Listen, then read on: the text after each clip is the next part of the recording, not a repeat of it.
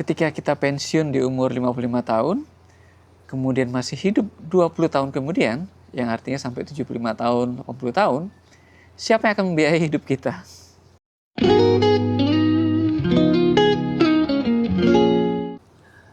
Itu adalah kenyataan hidup yang harus kita lalui, yang harus kita hadapi, cepat atau lambat.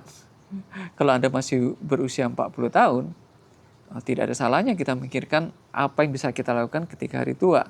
Karena kalau kita punya gambaran mau ngapain, kita sudah bisa memprepare untuk ke arah sana. Walaupun masih jauh gitu ya. Apalagi kalau kita sudah 60 tahun, masih belum apa-apa, masih aktif misalnya kerja di luaran. Karena pensiun itu kan ada yang 55, ada yang 57, mungkin ada yang 60 tahun. Nah, ketika kita pensiun, kita nggak dapat lagi uang besar. Yang tadinya misalnya dapat 15 juta, ya di kota itu gajinya besar ya. Tiba-tiba hilang, nol. Ada uang pensiun tapi kan itu berupa tabungan ya, yang kalau lama-lama dipakai juga habis. Padahal kita masih hidup 20 tahun, 25 tahun, 30 tahun kemudian.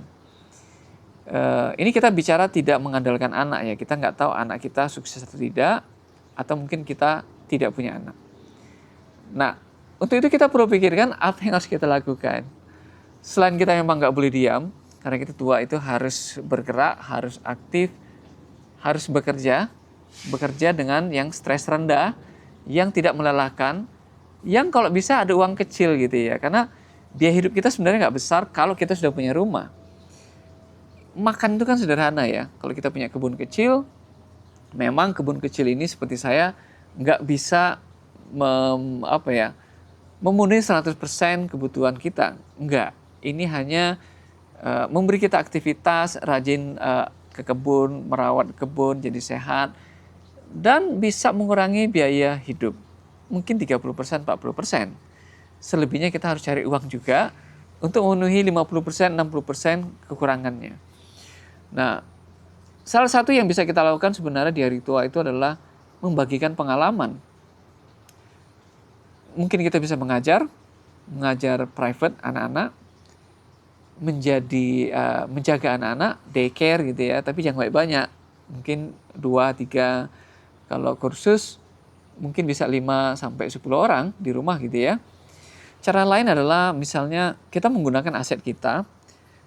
Kalau tadinya kita punya rumah dengan 3 kamar, setelah kita menua, biasanya anak-anak nggak bersama kita. Maka ada 2 kamar yang bisa kita kos-kosin untuk menopang hidup kita. Misalnya ada 2 kamar gitu ya. Kita modalin dengan AC, itu bisa 1,5 juta sebenarnya kalau di Batam ini ya. Di kota lain mungkin bisa 2 juta. Maka 2 kamar itu setelah dipotong dengan biaya listrik, mungkin bisa menghasilkan 2,5 juta. 2,5 juta untuk kehidupan kita yang sudah tua, itu cukup besar. Dan itu bisa memenuhi kebutuhan kita sebulan. Atau Anda bisa bikin kafe kecil ya, yang nggak ada staff, yang kita layani sendiri, kita bikin kopi, sambil ngobrol dengan pelanggan kita. Itu membuat kita menjadi lebih segar gitu ya. Atau lagi, kita buka laundry di rumah, atau pakai mesin cuci gitu ya. Kalau kita nggak bisa lagi nyetrika, kita bayar orang untuk menyetrika. Jadi itu adalah bisnis-bisnis kecil yang bisa kita jalankan menggunakan aset kita. Bisa juga buka toko kelontong, atau kita bisa buat kue subuh. Jadi subuh-subuh kita bikin kue, kita titipkan ke warung-warung untuk menghasilkan let's say 1 juta, 1,5 juta sebulan. Nah, itu adalah cara-cara kita mengisi hari tua supaya aktif, supaya punya pendapatan yang bisa kita gunakan untuk menopang hidup kita yang sudah slow ini. Contoh lain lagi misalnya kita menjual bibit tanaman ya.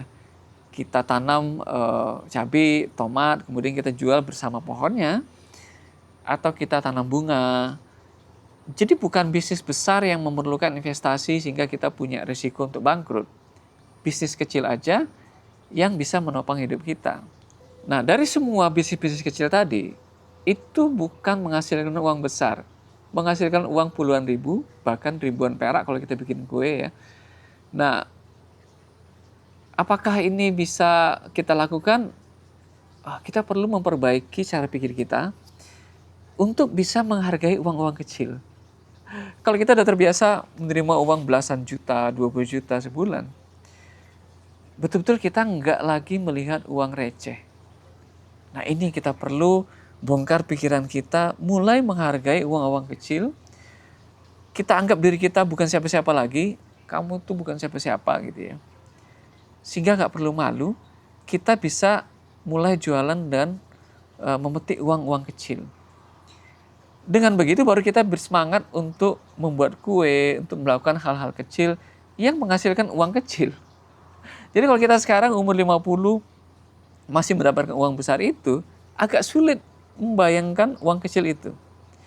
Tapi kalau kita siapkan pikiran kita dari sekarang, maka pada saat harinya tiba, ketika kita pensiun, ketika kita mulai kehabisan uang pensiunnya habis gitu ya, kita bisa memulai bisnis itu dengan ringan, tanpa pikiran gengsi, kemudian malu. Kita lakukan itu semua untuk bisa menopang hidup kita. Dan kita happy. Melakukannya dengan happy bukan karena keterpaksaan dan bukan karena keterpaksaan yang menyedihkan. Dan itu penting sekali untuk kita pupuk pikiran kita yang menghargai uang-uang kecil. Nah kalau saya sendiri, sekarang saya 57 tahun, sudah tidak menerima gaji. Sejak 5 tahun lalu, saya udah nggak terima gaji. Saya mulai bisnis kecil. Bisnis yang tadinya tumbuh dari uang puluhan ribu. Waktu itu saya jual benih. Saya sebenarnya juga bingung ya. Waktu itu saya adalah penjual software yang jual software itu ratusan juta gitu ya. Berupa perusahaan ya, bukan pribadi. Tapi tiba-tiba saya mau menjual benih yang untungnya 10.000 perak 1 kilo. Waktu itu saya beli benih kangkung. Saya buka toko online di Tokopedia, kemudian di Shopee. Kemudian saya cari barangnya di Sidoarjo.